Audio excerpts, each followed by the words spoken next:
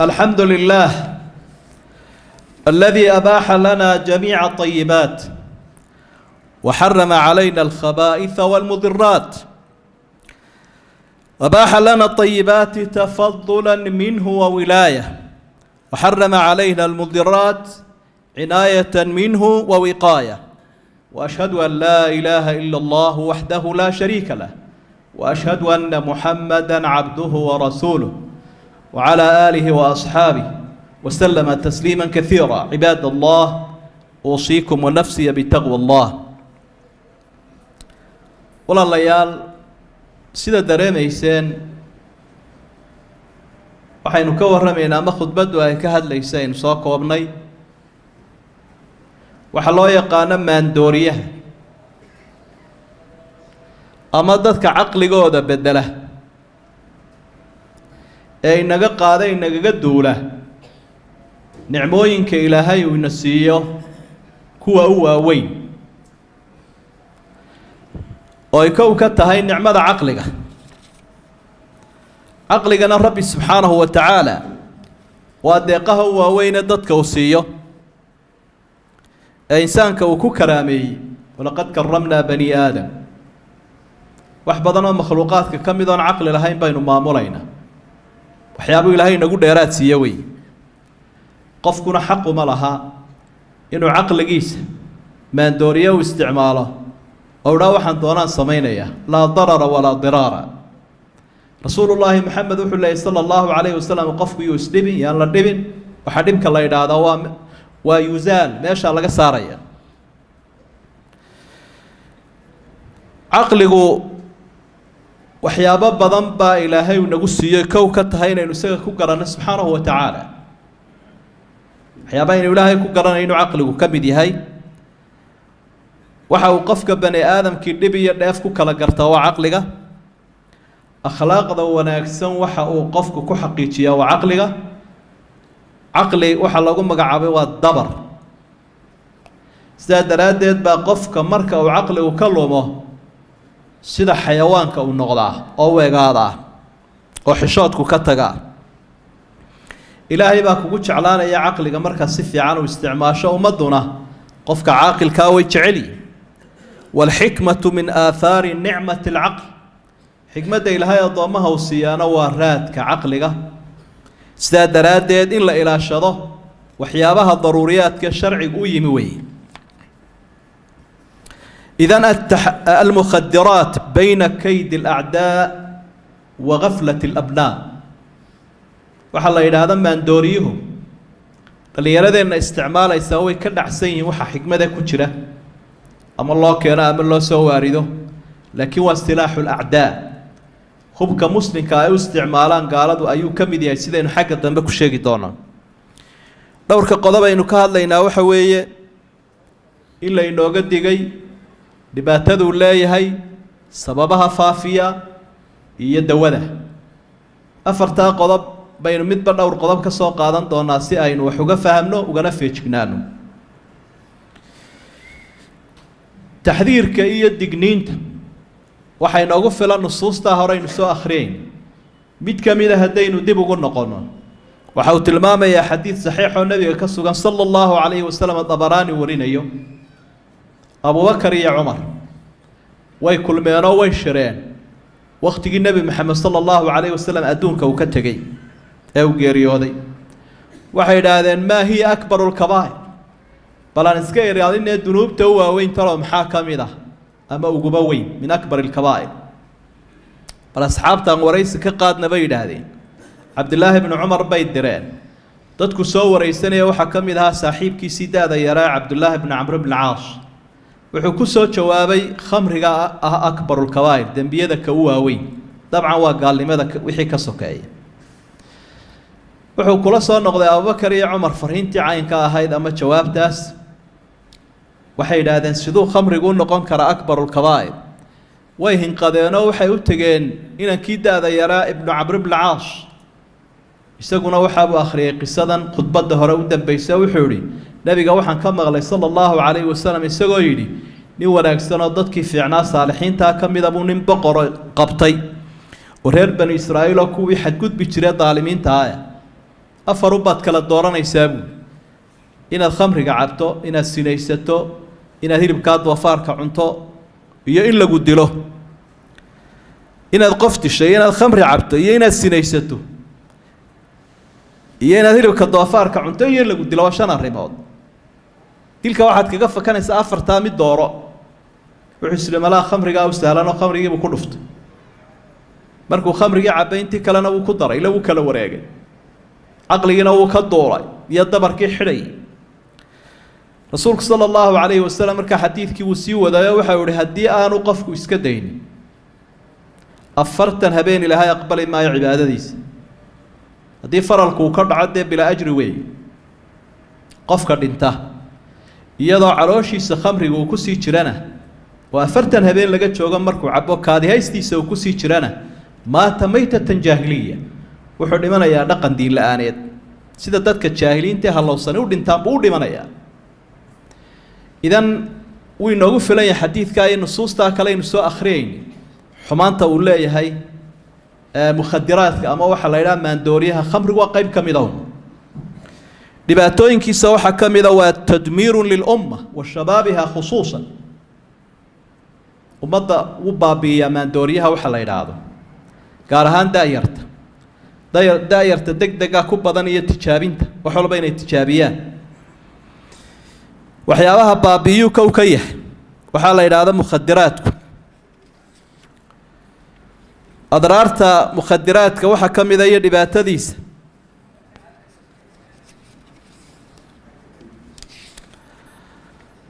وإفساد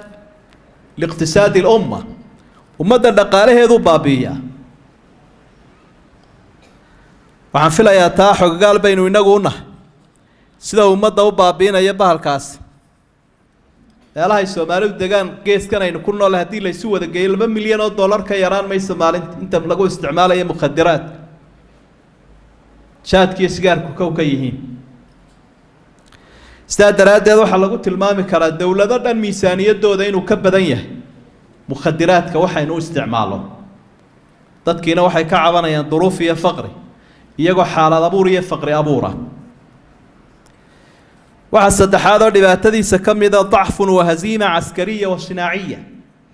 umadu awood inay yeeshaan umadaha iskaga celiyaan iyo horumar adduunyo waxyaabaha kala dagaalamo kamid yahay mukhadiraadku marka la doonayo umada xadaaradeeda in la dumiyo ama dib loo riixo ama cududooda la caabiyo waxyaabaha lagu la dagaalamo kamid yahay mukhadiraadku ama ogaada ama ha ogaanina taariikhda caalamka dhageyso China iyo dagaalkii dhaxmaray nimanka reer galbeedka afartii dawladood oo waaweynaa Mareykanka, Ruushka, Ingiriiska, Faransiiska 1839 waxa qasab laga dhigay boqorkii China xukumayay in daroogada loo soo waarido dalkiisa lagana beero aanu diidi karin markuu diidayna waa tii dagaal lagu qabsaday intaas oo jeer baa dagaalku ka dhacay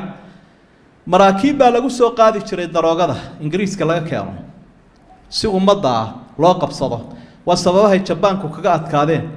iyagoo 5 jeer China Jabaanka ku soo laban laabmay marka la doonayo ummadin la jabiyo meesha ugu muhiimsan laga duulaa waa aqliga waxyaabaha ka saxeexeen ba kamid ah hadaa doonaysaan inaanu idin badbaadina ama dilka foosha xun idin ka dayno saddex arrimood ogolaada labada shay ugu horeeya waxa mukhadaraadka in loo soo dhoofiyo dalkoodana laga beero iyo diinta kristanka in lagu faafiyo labada waa duulimaadka aqligi oo aqeeda xun lagu beero oo aan la islaamin illa markii hore haday diin la'aan ahay mid kale oo ka sii daran baa loo dhiibay iyo mukhadaraadka labada waa weerarkii aqliga sidaa daraadeed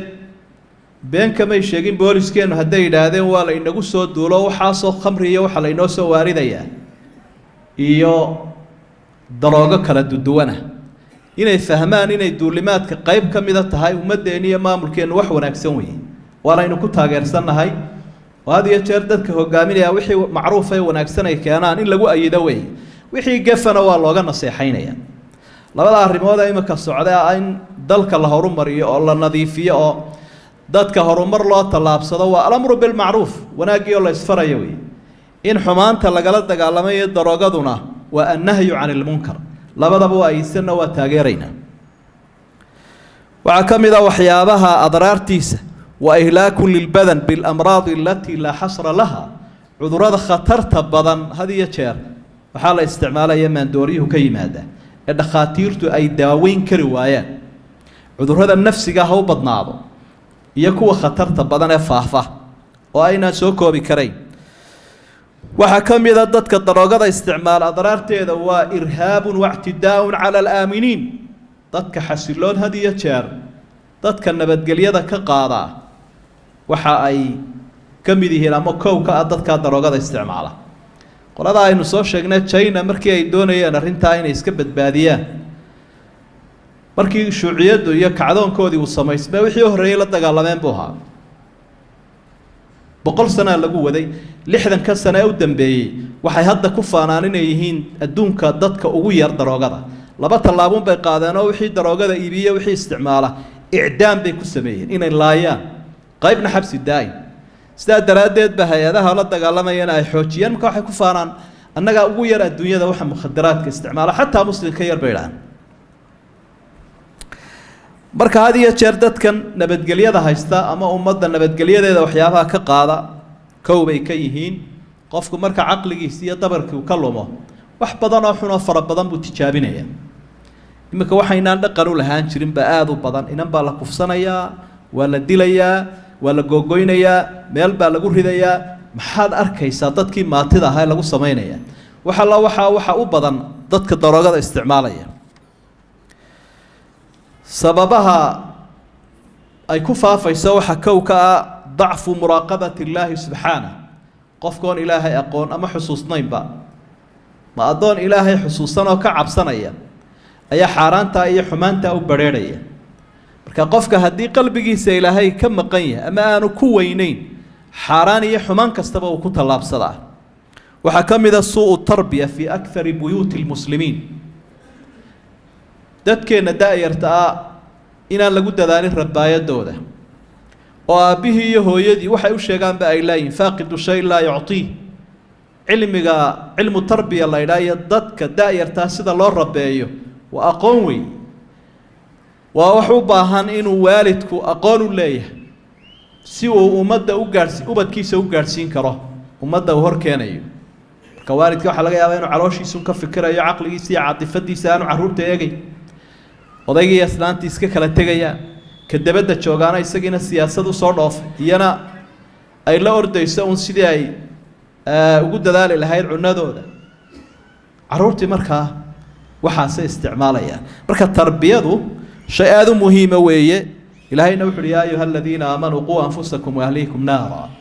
dad naftiina iyo ehelkiina naar ka nabadgeliya waxa lagu nabadgeliyana waxa ugu muhiimsan tarbiyada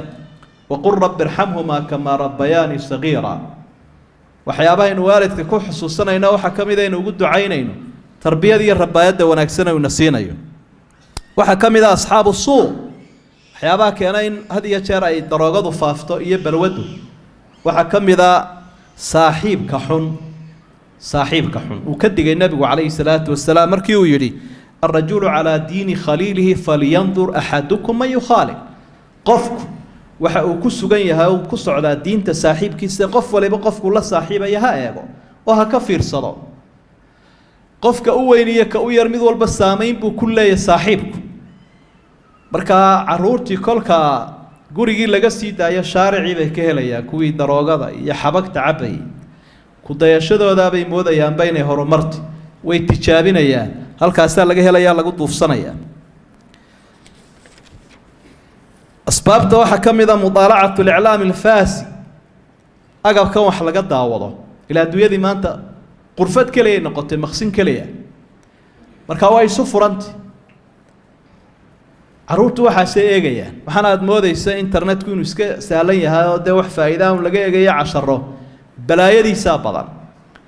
dadka waxaan soo baahinaya ama iibinaya waxay ugu talagaleen dhibkiisa iyo dheeftiisa ogyihiin dhibkiisu inuu dadka ku badanayo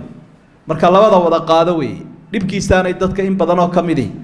ayay ka daawadaanoo intaasoo fasaada ayaa ay kala kulmayaan caruurtu halkaa waxa ay ka arkayaan oo ay ka mid yihiin dadkii xumaa dadkii daroogada isticmaalay dembiyada ay galaan siyaabaha ay u tijaabiyaan mu'amaladahooda ulaa'ika yadcuuna ila annaari wallahu yadcuu ila aljanna ilaahayna wuu inooga digaa wuxuu kuwaasi naar bay idinku yeedhayaane ilaahayna jannada idinku yeedhaya aqbala waxaa mararka qaarkood dhacda tacaati bacdi aladwiya dawooyinka qaarkood oo dadku ay si khalada u isticmaalaan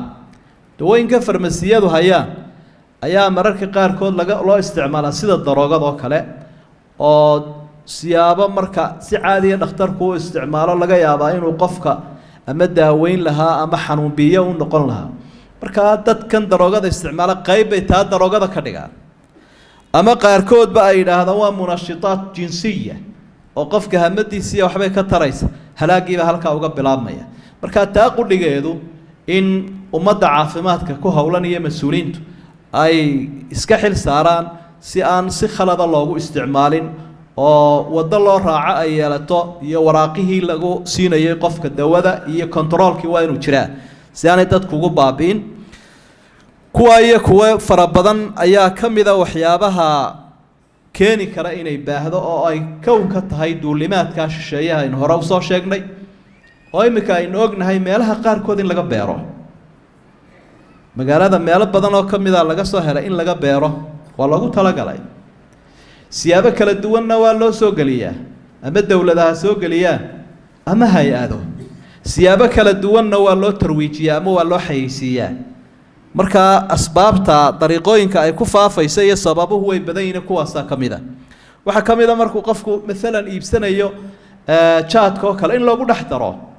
oo qofkii xabad jaad oo dheer baad moodaysaa in loo dhiibay laakiin bacano khamri baa ugu xidhan meelaha qaarkood baa lagu iibiyaa shaah iyo bun laakiin falaasidaha qaarkoodna lagu cabayaa isagii meelaha qaarkood baad moodaysaa in caana la iibinayn laakiin bahaliil caagada khamriya la sitaa markaa runtii inaynu baraarugnaa aad bay muhiim u tahay oo aynaan iska soconin uun ilaa inta laynaga dhex toosayo laynala wareegayo cilaajku waxa weeye altawbatu waalcawdatu ila allahi tacaala inaynu ilaahay usoo noqonno oo dadka ilaahay aynu barno rag iyo dumar yar yar iyo waaweyn oo tawciyadu ay aada u badato oo qofka bani aadamka ah in cudud iyo qasab lagu muquuniyo in caqligiisa la qanciya ka horeysa markaa in caatifada dadka xaqa loo soo jeediyo ilaahay la xusuusiyo oo lagu beero cabsida alleh iyo janno uu raadiya iyo naarta uu ka cabsada iyo cadhada alle dhibka ay leedahay taasi waa ta u horeysa wa ana allaha raqiibun shahiid alxasiib inuu ilaahay eegayo subxaanahu wa tacaala waman yattaqi illaaha yajcal lahu min amrihi yusra waxaa ka mid a waxyaabaha aynu ku daaweyn karna alihtimaamu bitarbiyati الshabaabi cala alislaam aqoonta da-yarta in lagula dadaalo diinta oo wuxuunaynu leenahay had iyo jeer iskuulkii halkuu ka gaadhay cilmigii maadiga halku maraya cilmi qarax oo laga yaabo in cunown lagu raadinayo laakiin qofka in caqiidada lagu canqariyo halkaynu abtirsimada kaga canqarinayna iyo aqoontaa kale ilaahay barna subxaanahu wa tacaala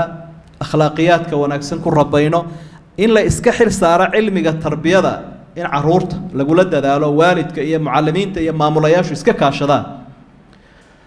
oo qofku marka uu inta uu yar yahay labada toddobaad ee hore 7 sano iyo 7 labaad ilaa 14 jir markuu wadada qabsado waxa laga yaabaa inaanu qaloocanin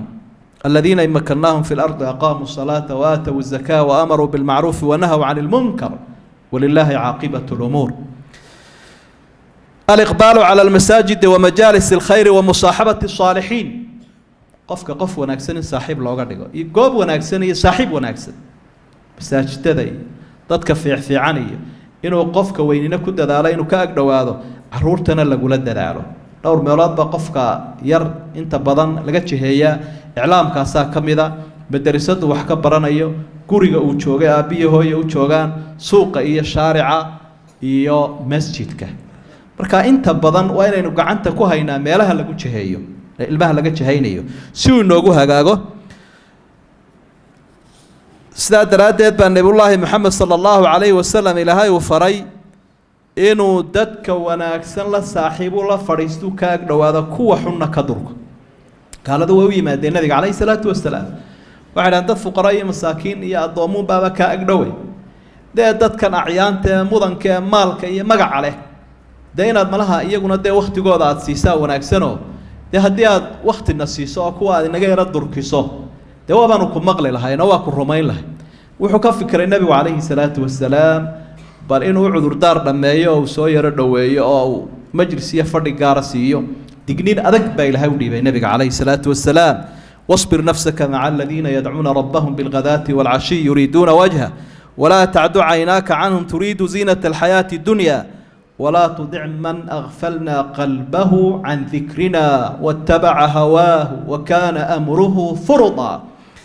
إلهي وحو الله يددك الله يقانك إلهي عابده يقلن هرية قلن ذنب يقول عبادة هذا إلهي درادي ولا شيء كوا الله فردي كوا نفط هذا كوا أتكيه كوا كأقله والله صاحب dadka bilacda adduunyada haya kuwa aynu sheegnay kuwaana waxba indhahaagu yay sii eegin oo isha hala sii raacin qalbigiisa baa xiran ilaahay ma yaqaano arrinkiisu waxa gudub saas adag baa loogu digay nabiga calayhi salaatu wasalaam inagana maxaad u malayn waxyaaba cilaajka waxa kamid ah tacaawun ala alqadaa'i ala alfasaadi walmufsidiin inay ummadu iska kaashadaan in dadka dhulbi iska ah dal iyo dadba kharibaya xukuumadda iyo shacabka in loo soo wada jeedo oo waxa noocaas iyo dadka ka baacmishtareyn iyo kuwa isticmaalaya la iska kaashado dadku ay u arkaan waslad kansar qabto oo khatar badan inay yihiin dadka noocaas waa kuwa khulafadu nabiga dabadiis ka wareysanaya wadiga arkaya dadkii aan ilaahayba aaminsanayn halka iska taageen iyo icdaamka ku sameynayaan marka balaayadu daaman la qabtaabay leedahay haday kugu libidho daba la qabta male marka inaynu iska kaashana aad bay muhiim u tahay irhaabka iyo argagixisada ugu weyn ayaa iyada ah ummaduna ay ku baabaadaa ilaahay baa wuxuu wa tacaawanu ala albirri wattaqwa wala tacaawanu ala alithmi walcudwan wa amara leh waxa la wixii samafaliyo wanaaga isu kaashadiya la kacabsiya wixii xadgudub iyo dambiyana كيف جناد هاي سكاشنينا مركا علاجكنا إلى شنطة الرماد بالنقنية إذا نينا ينسوش السنوات لجمارمان أن قفلت لي نجوهلين وأين نسوب براروجين حاجة وقت أنا وحكي قباشة بالهين با بيجي بالجو استعماله يا مقالة دي بالجو استعماله يا سير يربو بهيا تبدأنا ينموذ هنا إن عادي وعليهين وعلاجك كله وروريج الثانية خاطير تعلم نفسك أي طرقة ذا سهيسة وحنو المهر اللي سلين يلواش adigu aad leedahay barrawxaan baan ka daweynaya sheekhi cilaajkan u geynaya hadda uu daroogaysan waalidka qayba laga dhaadhicin kari laayahay ilmahaagu daroogu isticmaala ilaa uu arkay isagoo shidayo isticmaalaya barakallahu fiikum allahumma arina alhaqqa haqqan warzuqna ittibaa'a warina albaatila baatilan warzuqna ijtinaaba اللهم أغننا بحلالك عن حرامك وبفضلك عمن سواك وبطاعتك عن معصيتك يا أرحم الراحمين اللهم اشف مرضانا وعاف مبتلانا وارحم موتانا وتمم نعمتك علينا يا أرحم الراحمين اللهم انصر الإسلام والمسلمين والمستضعفين والمجاهدين في سبيلك في كل مكان يا أرحم الراحمين وآخر دعوانا أن الحمد لله رب العالمين وأقم الصلاة